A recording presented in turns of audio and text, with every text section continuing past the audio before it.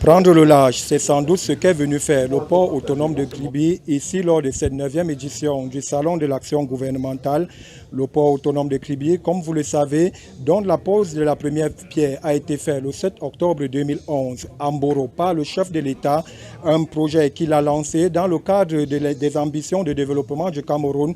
Aujourd'hui, le port autonome de Kribi est venu présenter une autre facette de cette activité, une activité, comme vous le savez, une activité de navire et de transit qui a commencé le 2 mars 2018 là-bas même en Mboro où le premier bateau commercial est arrivé. Aujourd'hui, le lancement de la seconde phase est prévu après la première phase d'un coût d'environ 400 milliards de francs CFA. Aujourd'hui, c'est 450 milliards de francs CFA qui sont mis en œuvre pour la seconde phase du port autonome de Kribi. 450 milliards de francs CFA accompagnés par le groupe Exim-Bandeché qui accompagne le Cameroun à hauteur de 85%.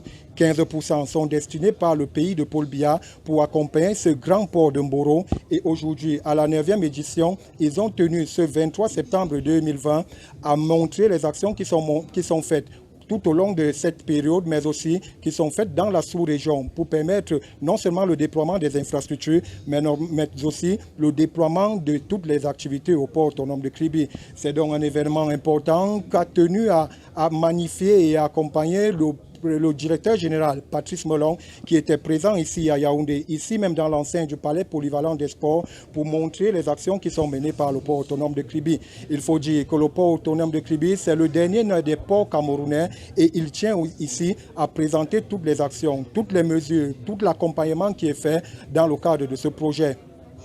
Depuis le Papouzi à Yaoundé, Brice Golzok pour EFI TV, Cameroun.